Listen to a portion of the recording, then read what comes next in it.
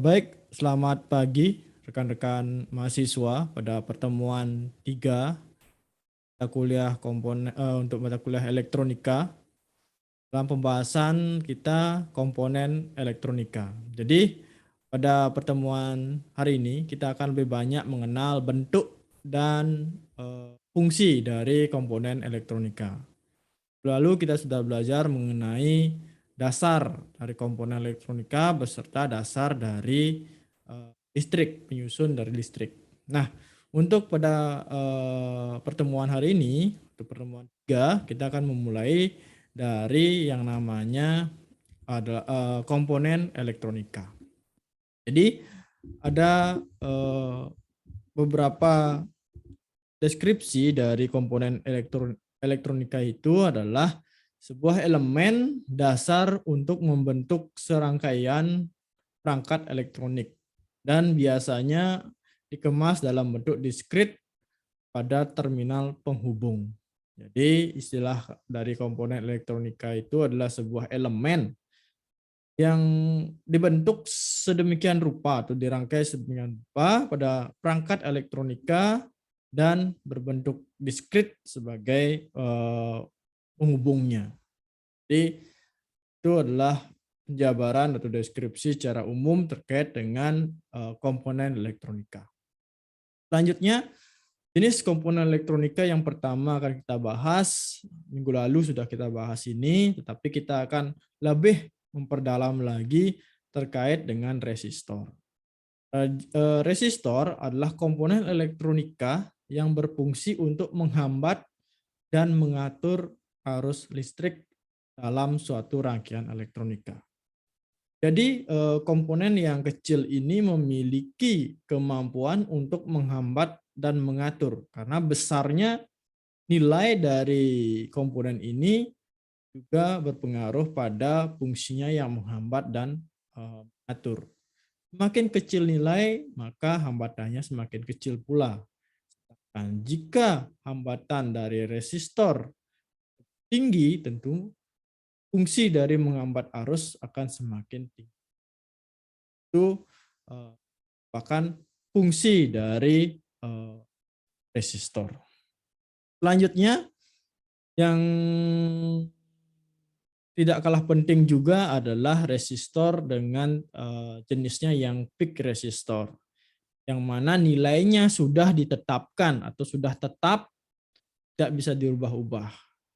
Namanya resistor fix atau resistor tetap, yang sudah kita pelajari minggu lalu untuk membaca nilai dari gelang-gelang pada badan resistor. Selanjutnya yang kedua adalah resistor variabel, adalah resistor yang hambatannya bisa dirubah-ubah dengan cara memutar skrup yang sudah ada di badan komponen. Jadi bisa dikecilkan dan bisa diperbesar. Selanjutnya ada resistor dengan tipe LDR atau Light Dependent Resistor, yaitu resistor yang nilai hambatannya atau resistansinya tergantung pada intensitas cahaya yang diterimanya. Jadi ada kalanya cahaya itu terang, ada kalanya cahaya itu redup atau tidak ada cahaya. Nah, resistor tipe ini sangat peka terhadap cahaya dan sering dan banyak digunakan sebagai sensor untuk rangkaian elektronika. Setelah LDR kita mengenal yang namanya termistor. Jadi bentuknya bulat dengan dua kaki. Ini merupakan juga keluarga dari resistor. Yang mana resistor ini dipengaruhi oleh suhu. Itu ada yang namanya PTC, ada yang namanya NTC. Jadi ini semua keluarga termistor. Resistor yang peka terhadap suhu.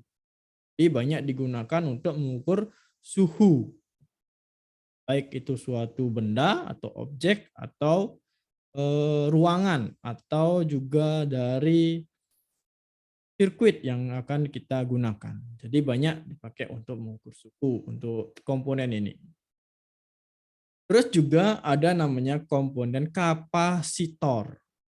Komponen ini fungsinya adalah untuk menyimpan energi atau muatan listrik sementara waktu. Jadi hanya untuk sementara, setelah itu dilepaskan kembali dan diisi kembali, begitu juga seterusnya. Ada pengisian, ada pengosongan dari komponen ini. Jadi sifatnya adalah menyimpan energi yang sementara.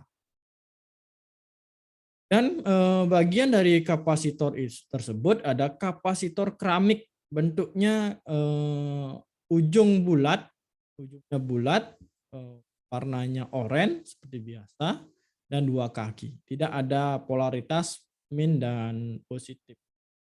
Jadi bisa digunakan secara bolak-balik.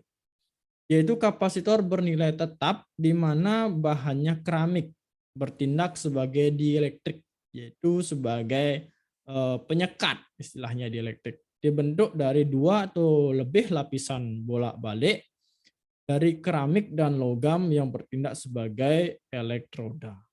Itu penjabaran dari kapasitor keramik. Selanjutnya ada kapasitor polister. Bentuknya persegi yang warnanya kuning, yang ada di pasaran, dan kakinya 2. Kapasitor ini merupakan isolator terbuat dari polister dengan berbentuk persegi 4. Jadi ini banyak kita temui di perangkat-perangkat televisi, perangkat-perangkat elektronik yang sudah kompleks rangkaiannya dan banyak digunakan pada rangkaian tersebut. Nah, fungsinya yaitu sebagai kapasitor polister, isolator yang sifatnya. Ini disebut kapasitor polister. Selanjutnya jenis kapasitor yang lain lagi adalah kapasitor mika. Di kapasitor itu diberi nama berdasarkan bahan penyusunnya. Di bahan mika itu bahan isolator yang nilai kapasitornya ini berkisar 50 picofarad sampai 0,02 mikrofarad. Jadi itu rentangan nilai dari sebuah kapasitor mika ini. Hanya saja jika nilai dari kapasitornya kecil, tetapi tegangan yang biasa dihandle atau diterima oleh kapasitor ini cukup besar sampai 500 volt.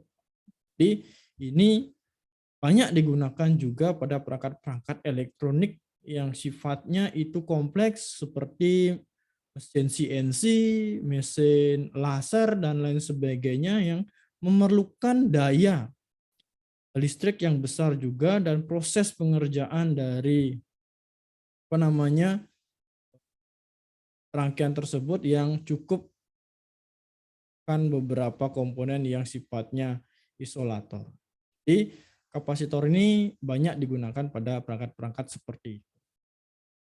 Selanjutnya ada yang namanya kapasitor elektrolit. Jadi ini banyak kita jumpai dan banyak kita temui di pasaran, di toko-toko elektronik, yang sifatnya itu sebagai penyimpan juga, berbentuk silinder atau tabung, dan nama kerennya atau nama singkatnya disebut ELCO. Yang dipakai untuk rangkaian elektronika yang memerlukan kapasitansi yang tinggi. Jadi nilai dari kapasitor ini berpengaruh terhadap rangkaian yang digunakan. Jadinya jika terlalu kecil nilainya, maka akan berpengaruh pada penyimpanan dari energi atau muatan listrik yang diterima atau disimpan pada kapasitor ini. Ya, ini banyak kita temui dan banyak sekali kita gunakan untuk rangkaian-rangkaian sederhana sampai dengan kompleks. Selanjutnya ada kapasitor tantalum. Jadi ini kapasitor yang memiliki polaritas. Yang tadi yang ELCO ini juga sudah memiliki polaritas plus dan negatif. Jadi tidak boleh dibalik penyambungannya. Begitu juga untuk kapasitor tantalum ini sudah memiliki polaritas positif dan negatif. Dan kapasitor ini juga bahannya isolator, disebut tantalum karena memakai bahan logam yang jenisnya tantalum. Jadi banyak juga ditemui di perangkat-perangkat elektronika yang sudah kompleks dan sudah bandel sirkuitnya. Jika kita perhatikan, maka akan ada jenis-jenis komponen seperti ini. Selanjutnya kita beralih setelah kapasitor, kita masuk ke komponen yang banyak juga ditemui di pasaran, yaitu namanya transistor. Jadi ini komponen semikonduktor yang memiliki berbagai macam fungsi seperti penguat, pengendali, penyearah, sampai dia berfungsi sebagai transistor. Nah, itu fungsi dari transistor. Transistor merupakan salah satu komponen semikonduktor yang paling banyak ditemukan pada rangkaian elektronika. Ya, tentunya transistor ini fungsinya sangat banyak sehingga banyak kita temui pada rangkaian-rangkaian elektronika. Ya, jadi nantinya kita akan coba menggunakan salah satu transistor untuk membangun sebuah rangkaian yang akan kita kerjakan. Nah, selain transistor, kapasitor, dan resistor, juga akan ada yang namanya induktor. Jadi ini komponennya jika dilihat adalah komponen lilitan. Fungsinya sebagai pengatur frekuensi dan filter. Jadi yang bermain dengan frekuensi, bermain sinyal, maka lebih banyak tentunya akan bermain dengan induktor. Karena jumlah lilitan, luas penampang, dan kerapatan dari rangga dari masing-masing lilitan itu akan berpengaruh pada nilai induktor itu. Nah, ini adalah contoh gambaran dari induktor.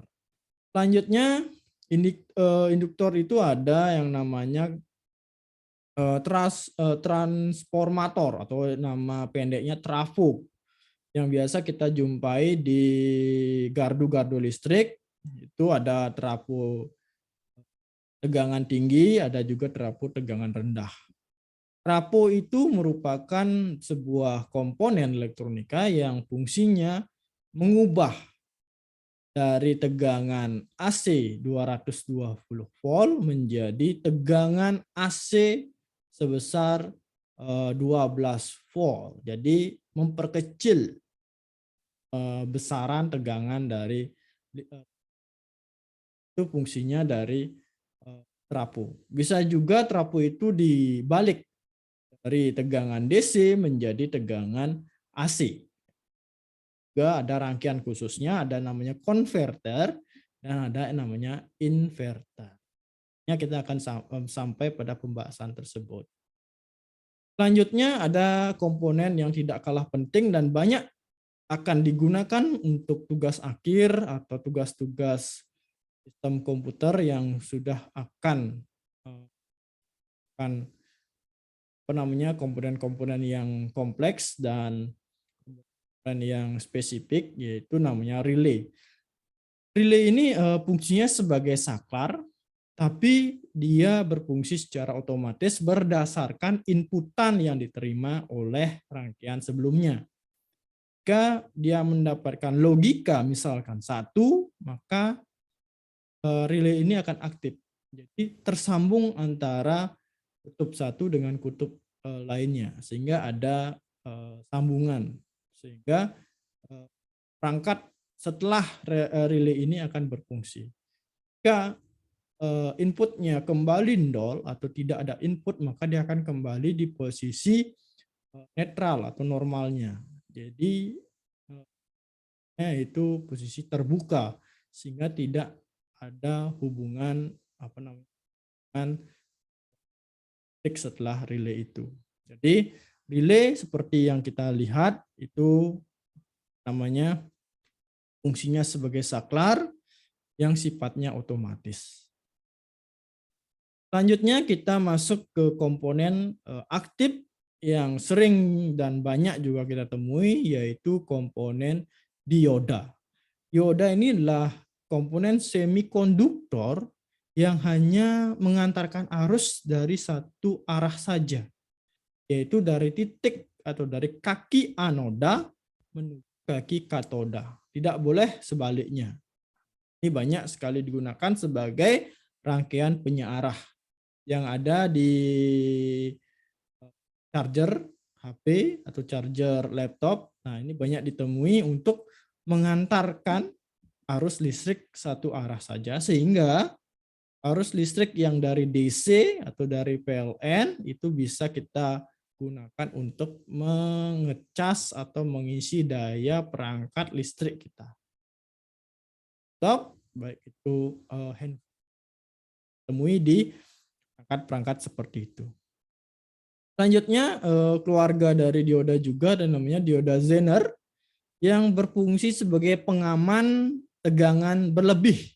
Jadi jika ada tegangan berlebih tentunya akan diamankan oleh komponen ini sehingga komponen-komponen yang lainnya bisa terselamatkan. Tegangan berlebih itu bisa diakibatkan oleh perubahan tegangan listrik atau juga penurunan tegangan listrik atau ada sebelumnya ada komponen yang rusak karena jangka waktu pemakaian dan suhu di tempat tersebut terlalu panas. Setelah itu ada namanya dioda laser. Nah, ini banyak kita temui mungkin di bagian-bagian perangkat sekarang ini yang sudah menggunakan remote atau remote. Jadi sangat jarang sekali kita temui perangkat yang tanpa remote sekarang ini. Yang menggunakan infrared sebagai transfer dari komunikasi datanya. Jadi televisi sudah ada remote, radio sudah ada remote, AC sudah ada remote, dan lain sebagainya saat ini sudah banyak menggunakan remote. Nah, penggunaan dari komponen ini juga banyak dilakukan atau diterapkan pada komponen-komponen atau aplikasi-aplikasi dari rangkaian-rangkaian tersebut. Ya, kita sangat dimanjakan dengan fitur-fitur. Nah, itu saja pembahasan kita pada pertemuan hari ini terkait dengan penjabaran komponen yang nantinya akan kita bahas pada pertemuan-pertemuan selanjutnya. Sehingga di pertemuan ini kalian bisa membayangkan, ada bayangan, ada visualisasi bahwa kalian tahu namanya, kalian juga tahu bentuknya. Supaya tidak tahu nama tapi tahu nama tapi tidak tahu bentuk, atau tahu bentuk tapi tidak tahu nama. Jadinya biar tidak seperti itu, ya pada pertemuan ini saya menjelaskan secara singkat dan padat sehingga kalian bisa mencari nantinya bentuk-bentuk dari komponen elektronika dan bisa kalian kembangkan menjadi materi kalian sehingga literasi informasi yang kalian dapatkan semakin banyak. Itu saja pembahasan saya pada pertemuan 3. Saya ucapkan terima kasih dan selamat pagi.